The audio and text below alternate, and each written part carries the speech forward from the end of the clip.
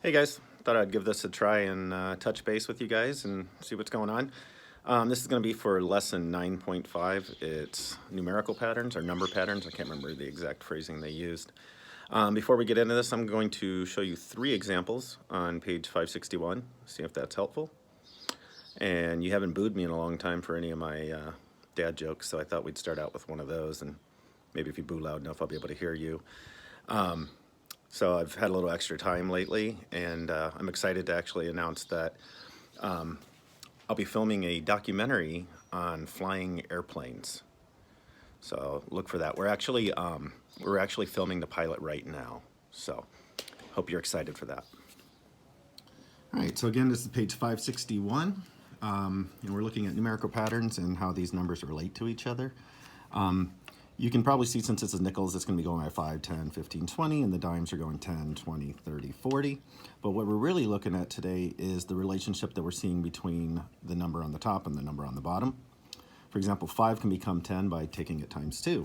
And the same is true here. 10 times 2 gets you 20, 15 times 2 gets you 30. So if we were going to continue this pattern, after the 20 would come our 25. So we have to think, well, what would be the corresponding number that would go with that? Well, we've shown so far that the relationship is going to be times 2 to get the other number. So 25 times 2 will get you 50. Now it's important to realize that this is going to work both ways.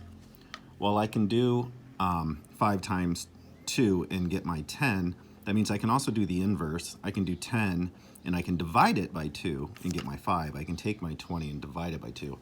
So if they ever give you the top and you need the bottom, or the bottom and you need the top, you just kind of got to work back and forth and think, what is it going to be, division or multiplication? So we have another example here. You can see I messed up a little bit on it already, but I think I got it fixed enough. So for this one, we have an example where it's the number of books and how that corresponds to the amount of money that's going to be spent. So if you have 3 books, that's going to be 3 times 4 is going to get you $12, or the amount you'll be spending on the books.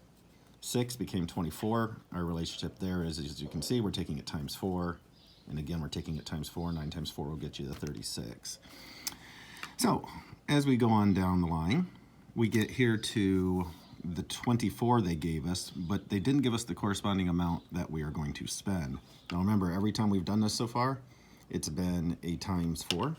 So we just have to take this 24, and we're going to take that times 4, which will be 96 as our missing number.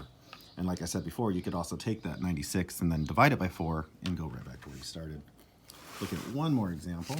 Hopefully this is coming pretty easy for you. This one we have numbers of marbles and the weight that goes with them.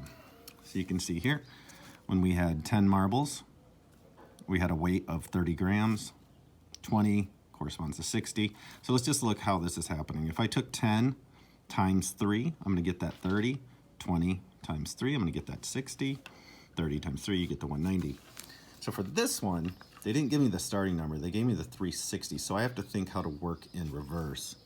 Well, if we were taking it times 3 going in this direction, that means in order to go in reverse, we would divide it by 3. So 360 divided by 3 gets you that missing number of 120. I hope that helps. Just wanted to touch base and say hello. So hope all is doing well, and I will see you soon, hopefully. See you guys.